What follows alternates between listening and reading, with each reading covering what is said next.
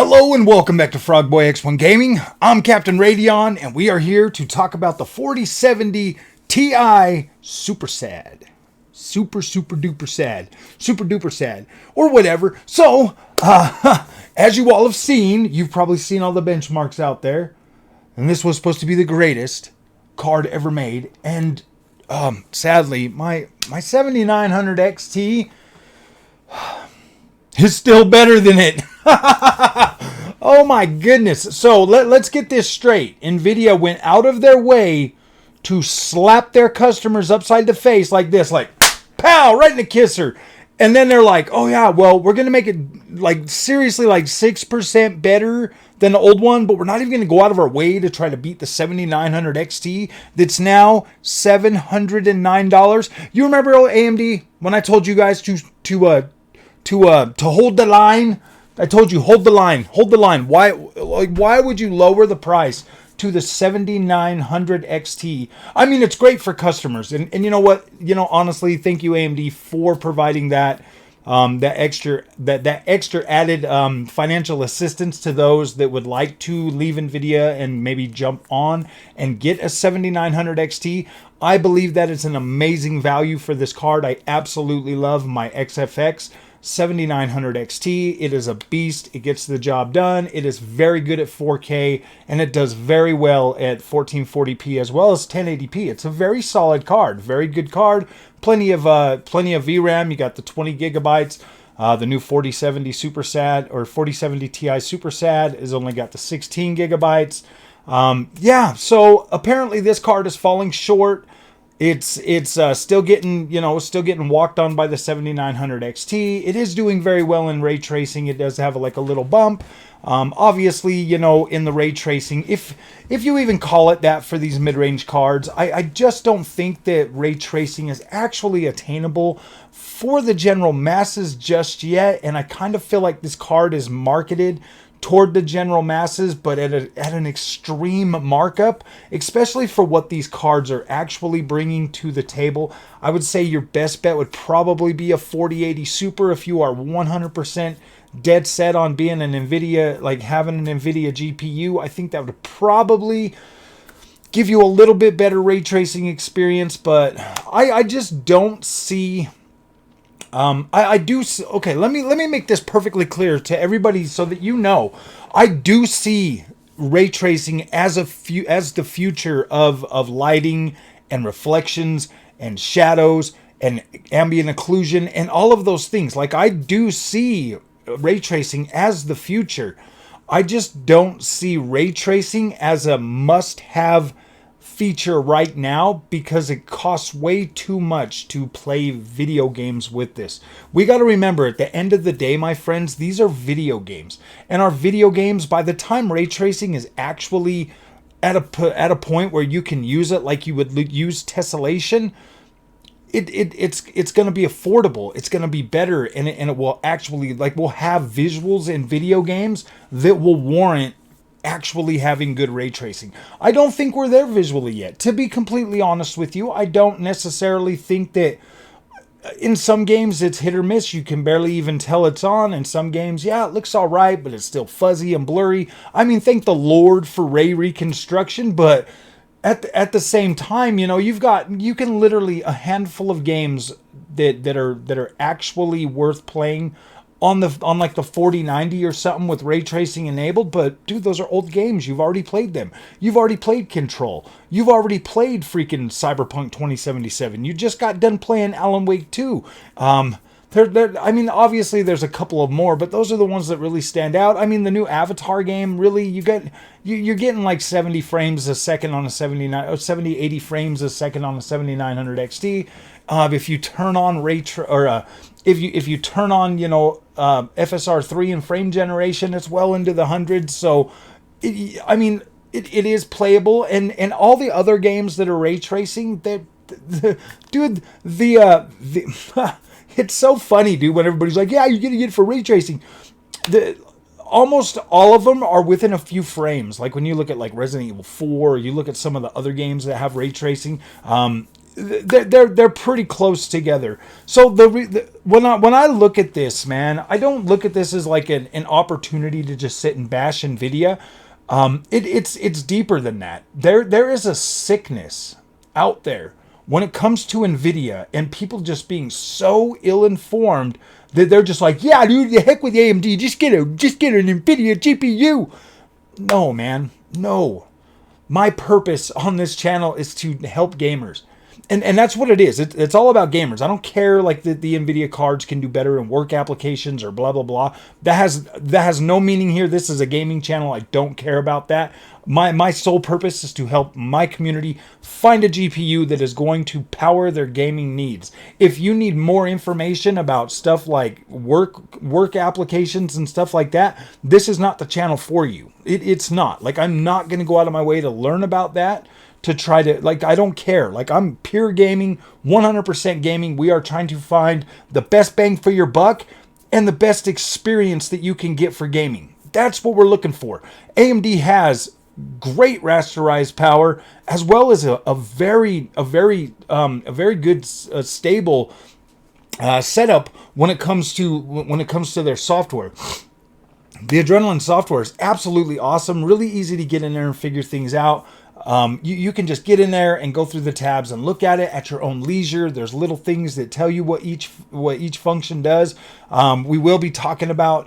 We just got the new update for that's supposed to come out tomorrow. We actually got it today. Now you actually have the official drivers for AMD's Fluid Motion Frames, which is a driver level frame generator that works on all DX11 and DX12 games. I have been in the preview program since its inception, and I've been testing this out. I've went through every iteration of this, and it has gotten significantly better. My favorite games to play this on are open world games and racing games. I really like those. I think it adds a lot of clarity to racing games that you just won't get otherwise.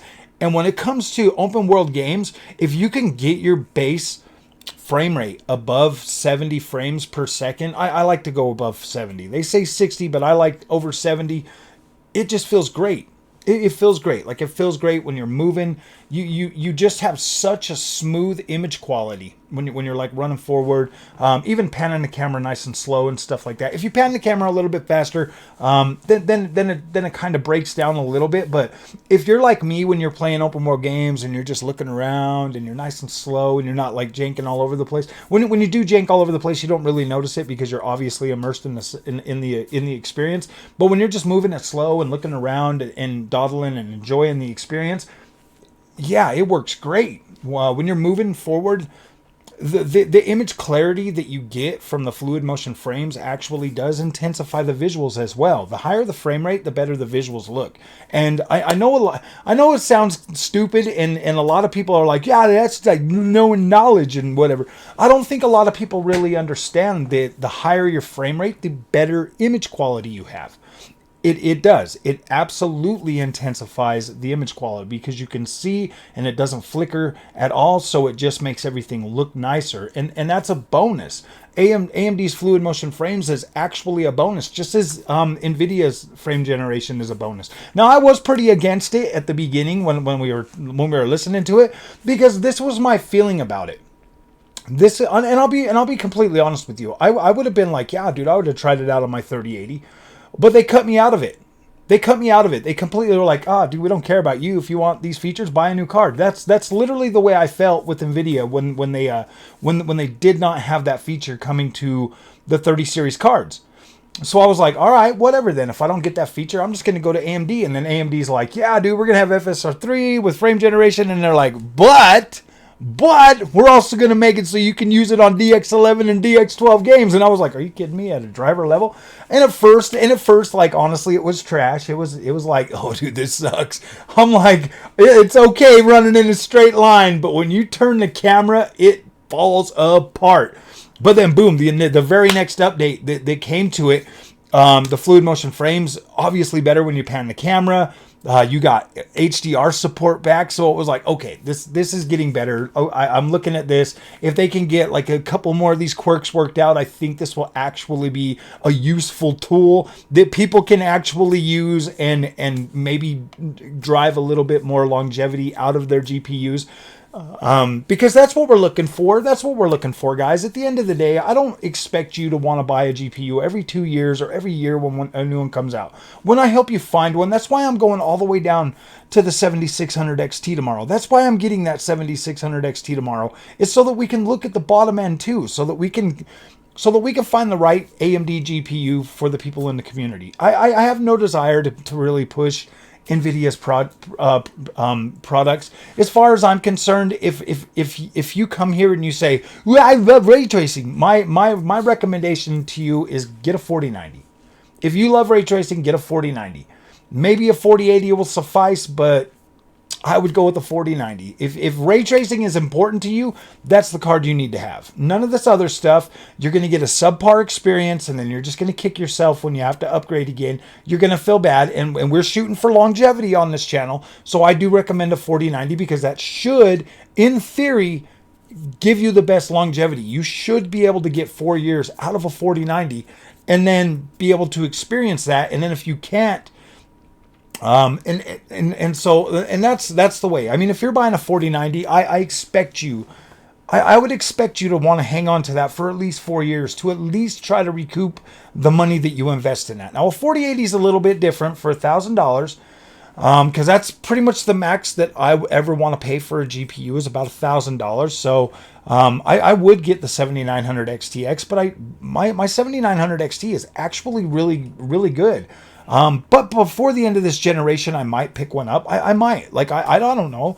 I actually saw one on sale today for like, what, $944 or something. I'm thinking about it. Like, I'm pretty tempted. But at the end of the day, guys, if this channel here is for gaming, and I do think that Nvidia kind of shot themselves in the foot, and it looks really bad. It looks really bad. They completely slap the original 4070 Ti owners in the face. Pow, with your 12 gigs of VRAM. Then they bring out a 4070 Ti super sad with 16 gigs of VRAM, but it can't even beat the AMD equivalent, which is the 7900 XT. It can't even beat that. And they're asking you for more money for that. I mean, thanks to AMD, like lowering the prices to like $750, as low as $709. I see zero reason. If you're on the fence, I see zero reason for you to buy a 4070 Ti super sad. That is bad. That is not even cool. And if your argument is ray tracing, I just told you, get a 4090. Because that argument's not going to fly with me. I would never recommend anything under a 4080 for ray tracing, period. It is a subpar experience, and you will regret it. You will absolutely freaking regret it. Like, it might stun you for a few minutes, but once that honeymoon phase wears off, which it will wear off pretty quickly, you'll be in the Reddit like everybody else complaining about how you feel ripped off and you wish you would have just got this, or you wish you would have got that. You wish you wouldn't have impulse bought that, because I see a lot of that everywhere. And then I see a lot of other people being like, oh man, AMD and blah, blah, blah. AMD is a solid option for you. Until ray tracing is strong enough on the Nvidia stack to be in a mid-range card and deliver a good ray tracing experience, AMD is a much better option. At least in terms of performance and rasterization power and all of that other stuff. I'm talking about ease of use, being able to get in there and experience the AMD's Adrenaline software. It's incredible. It really is incredible, and it's nice. I feel a lot better. I feel a lot more confident having an AMD system. I just do. And if you're an old console player like me, if you're a console player like I am, it does. It kind of helps transition you in there a lot better than Bud Light does. The AMD Adrenaline software will help you transition to being a PC gamer a lot better than Bud Light will ever help you to be able to transition. It's just a known fact. I mean, Bud Light's great at transitioning, but AMD's Adrenaline software significantly better, and it's even funner to be there. Like, it's funner. Like, you don't have to feel all gross from drinking that dang Bud Light. You can just use the AMD Adrenaline software, and it will help you transition significantly faster than anything that Nvidia can offer. So, all right, my friends, if you like this content, do not forget to like and subscribe, and I will see you guys in the next one. Thank you for watching.